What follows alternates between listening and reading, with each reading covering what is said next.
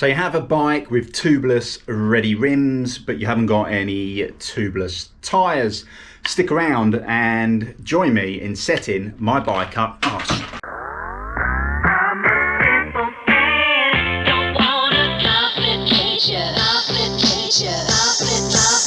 Little something like this. So this is the second bike that I've purchased that's had tubeless ready rims. The first one being the Vitus Summit, and that also came with tubeless tyres. It just had tubes in, so that was quite simple to do. I have done a video on setting that one up as tubeless already. You can see that just up there. Click on that if you want to check that one out. With the Vitus Nucleus and probably many other bikes, it's got WTB tubeless rims on it, but it shipped with WTB non-tubeless tyres. So these tyres have got wire beads. I'm imagining it's going to be more problematic setting this up as tubeless with these wire bead tyres. Let me know, or let us know in the comments below if you've tried to set up wire bead tyres as tubeless, because genuinely I'm quite interested to know how you got on. But yeah, the tyres that come on this bike originally were 2.3 Vigilante on the front and a, what's that one? That's a 2.25 Trail Boss that was on the rear. Now what I've done is I've got a couple of Maxxis DHF 2.5 wide tyres that I've just test fitted in the bike. It's got boost spacing on the fork, but it's not got boost spacing on the rear. It's just a standard quick release on this particular bike on the rear. Now the tyre does fit within the chain stays, so the chain stays and the seat stays. I can't get it to flex on a ride to actually rub on the chain stays, but if I pull the tyre across, I can get it to touch. So I'm a bit hesitant to actually run that tyre on the bike full time. What I'm going to do is I'm going to take the rear off. I've got to get the tube out because, as I say, it was a test fit, and set it up as tubeless. We're going to need some tubeless valves. We're going to need some sealant. We're going to need a tyre. Now the tyre I'm going for, because as I say the 2.5 is a bit wide, I'm going for Maxxis Agressor 2.3. I think that's going to leave plenty of clearance within the chain stay and the seat stays. As I say, the one that came on the bike was a 2.75. It should fit perfectly fine. Also, you're going to need some sealant. I have chosen to go with Stan's. This is what I've used on my first tubeless setup. I've not had any problems with it whatsoever. Never had a puncture whilst running this. To be honest, I've quite rarely had, well, I don't recall having a puncture ever, even possibly with tubes. But you do have to run them quite hard, so this will allow us to run some slightly lower pressures. And tubeless valves, because the world is not flat, I have gone for Muc-Off tubeless valves in gold. These are the version 2 of the valves, which have got some cutouts in the base, which goes on the inside of the rim. So if I ever decided to run any tyre inserts on the rear, you can still get the air in and out of that valve without any problems with the insert butting up against it and, you know, causing issues trying to get some air in that tyre. Okay, I am going to take the tyre off of the rear wheel. Let all of the air out of it first, obviously. Well, maybe not obviously if you've never done this before. So I'm just taking the valve cap off, and there's a little kind of retainer ring which screws on to that valve as well. Now with presta valves, a lot of people actually get confused with them. They're quite simple to use. You've got a little bit here which just unscrews. If you want to put any air in or take any air out, you've got to unscrew that. It won't come right off. Tap that and you can see that air can come out. Alternatively, if you want to get air in there, you connect your pump with it like that, and you can pump it up to your desired pressure. Okay, but in this instance, I'm just gonna let some air out.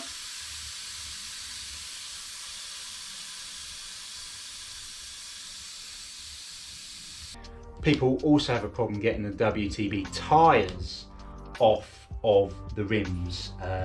Some resort to cutting. You don't need to cut the tyres off. There is a knack that I use, okay? If you get your hands, put them together like that, okay? When you put it on the tyre, like this, grip hard and choose a direction to rotate, okay? That has just pulled that off of the rim. WTB, they are a little bit harder to get off, so you might have to put a little bit more force into it. Some people talk about rotating it over a screwdriver handle. So if you was to put this screwdriver handle that side and do the same thing, that might give you a little bit more leverage just to pull that off of the rim. So once you've done that, you just need to do that all the way around. Just make sure it's free, the bead is released. You're probably going to need to do the other side, so I'm just going to pull back towards me now with my thumbs on this side of the rim. There we go, and that just pulls itself away. In this instance, with the WTBs that came on here, I needed to use a tyre lever to get them off. Well, 2 tyre levers in fact.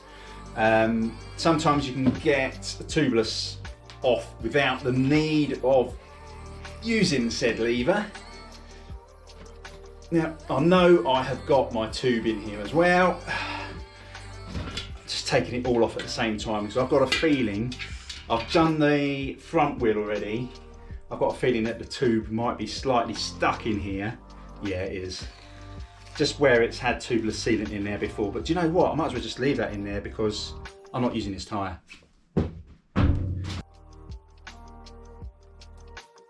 Okay, with the tubeless valve, what you want to do is just take off the bits. So the valve cap, the retainer, and also there's a rubber O-ring in there.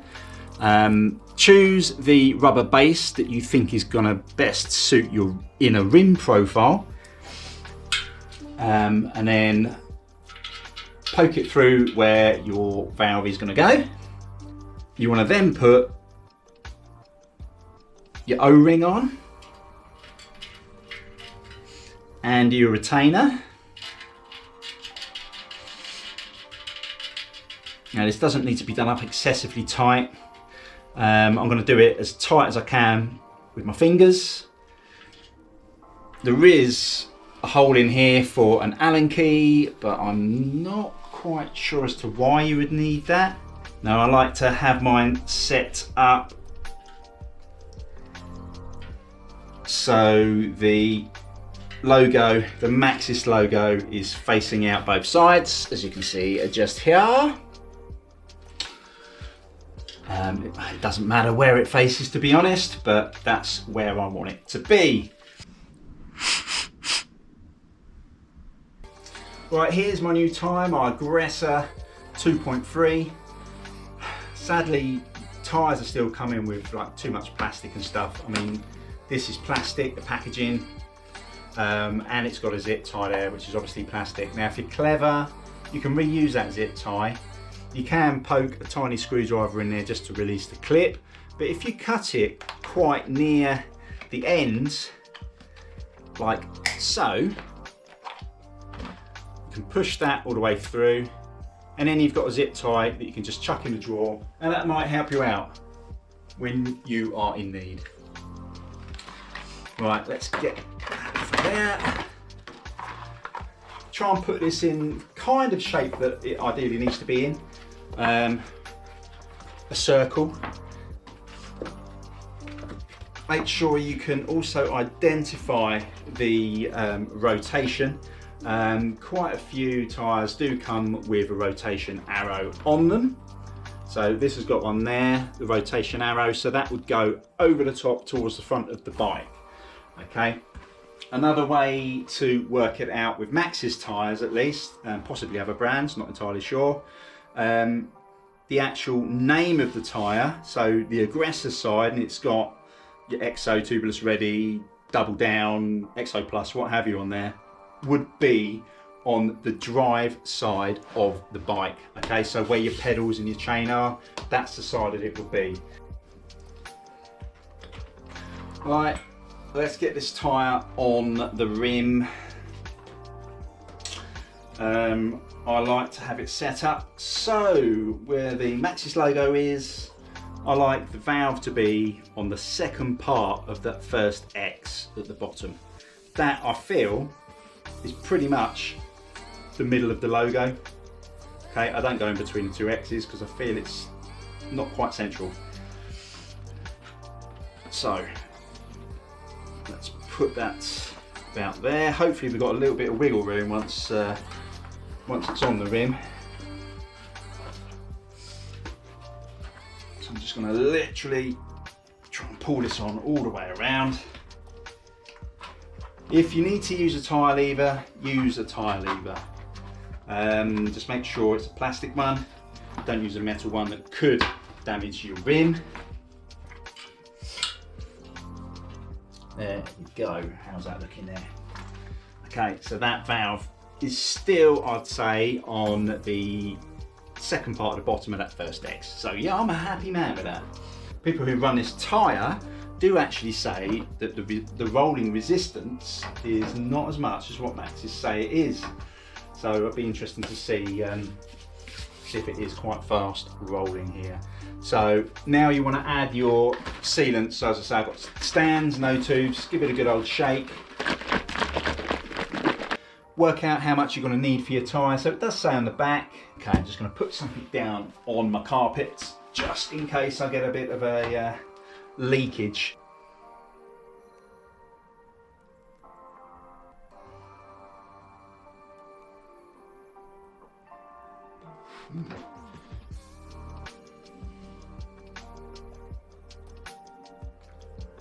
Hopefully, let's get this on, and I might be able to give that tyre a little shifty again, just so I can get my Maxxis logo.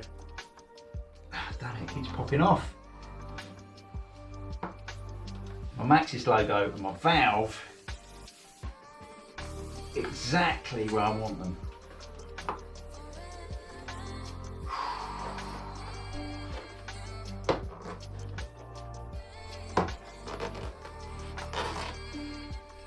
Could use that zip tie that I chopped off actually, just to hold one bit of this tyre in place so it doesn't keep popping away. But we shall see, we shall see. There we go.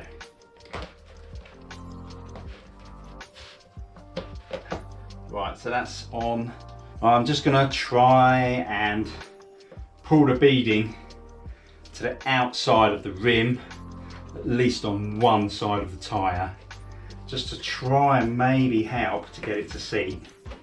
So, I mean, the pump I've got is a cheap Wilkinson floor pump. I think it cost me about £10 back in, I don't know, 2016. It's not let me down, but is this going to be the first time? Just try, as I say, lifting that bead. I don't even know if it's going to work because it keeps popping off in the other places. I think we're good. Let's go for 60.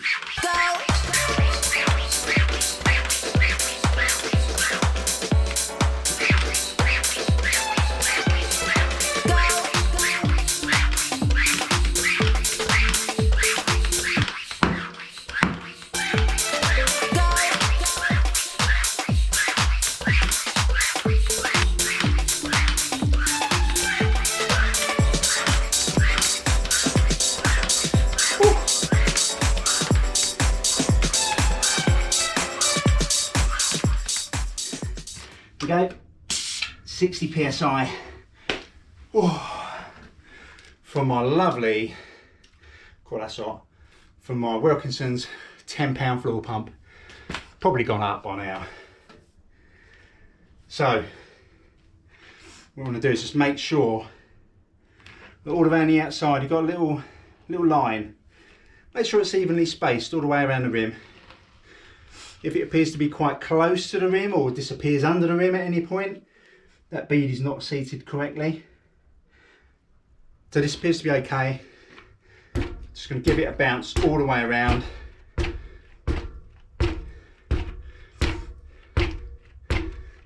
So slowly rotate it as you bounce in. Lift it up on one side, spin that sealant around, flip it, and also send it around on the other side. And that's it. Leave it for about 24 hours, come back to it, check your pressures. If it's all still good, you know you're set to ride.